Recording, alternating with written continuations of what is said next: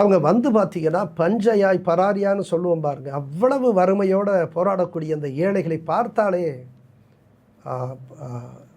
ஒரு இரக்கம் கசியக்கூடிய, நெஞ்சு கசியக்கூடிய ஒரு நிலைமை பரிதாபமாக இருக்குது. அப்போ நான் அவங்கள்ட்ட சொல்கிறேன், நீங்கள் இந்த உடல்களை நீங்கள் பீகாருக்கு எடுத்துகிட்டு போகணும்னு நினச்சிங்கன்னா நான் வந்து அதற்கான ஏற்பாடு, வாகன ஏற்பாடெல்லாம் நான் நிச்சயமாக உங்களுக்கு செஞ்சு அனுப்புகிறேன், நான் செஞ்சு கொடுக்குறேன், நீங்கள் கொண்டு போகலாம் அப்படின்னு நான் அவங்கள்ட்ட பரிவோடு கேட்குறேன்.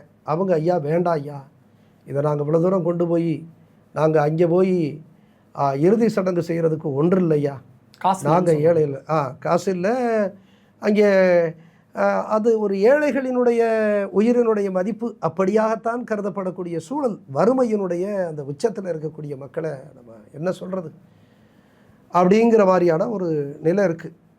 அப்போ நானும் திருப்பி சொல்கிறேன், நீங்கள் எதுவும் யோசிக்க வேண்டாம், நான் குறைந்தபட்ச உங்களுக்கு அந்த தேவையான நிதி ஏற்பாடையும் செய்கிறேன், வாகன ஏற்பாடையும் நானே செய்கிறேன்னு சொன்னாலும் கூட, இல்லையா இதெல்லாம் இவ்வளோ தூரம் கொண்டு போய் எங்களால் செய்ய முடியாதுங்கிற நிலைமைக்கு தான் அந்த ஏழைகள் இருக்காங்க.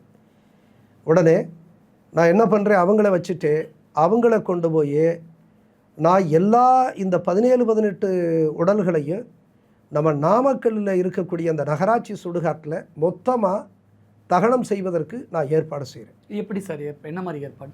என்ன மாதிரி ஏற்பாடு அப்படின்னு சொன்னால், நான் ஒரு அறிக்கை கொடுக்குறேன் மக்களுக்கு, நாமக்கல் குடிமக்களுக்கு நான் சொல்கிறேன், நம்ம ஊருக்கு தமிழ்நாட்டுக்கு நாமக்கல்லுக்கு பிழைப்பதற்காக இந்த குறைந்தபட்ச கூலி இதை வாங்கி தங்கள் குடும்பத்தை காப்பாற்றுறதுக்காக வந்த தொழிலாளர்கள் இங்கே தீ விபத்தில் இறந்து போயிட்டாங்க. இந்த நிலையில் உண்மையிலேயே நமக்கு வழி ஏற்படுத்தக்கூடிய ஒரு விபத்து. இன்றைக்கு இவர்களுடைய உடலக்கூட பீகாருக்கு எடுத்து போக முடியாத ஒரு நிலை இருக்குது. அதனால் நம்மளே தகனம் செய்கிறோம், இதை கௌரவமாக இவர்களை அடக்கம் செய்யணும். நானே என்னுடைய தலைமையில் நான் வந்து ஒரு இறுதி ஊர்வலத்தை நடத்துகிறேன். நம்ம பொது மருத்துவமனையிலிருந்து நகரத்தினுடைய வீதிகள் வழியாக நம்ம இந்த உடம்பை கொண்டு சென்று நகராட்சி சுடுகாட்டில் கொண்டு போய் வச்சு தகனம் செய்யலாம் அப்படின்னு ஒரு அறிவிப்பு செய்கிறேன். என்னுடைய அறிவிப்பை ஏற்று அந்த நகரத்தினுடைய முக்கிய பிரமுகர்களிலிருந்து சாதாரண எளிய மக்கள் ஒரு 5000 பேர் திரண்டாங்க.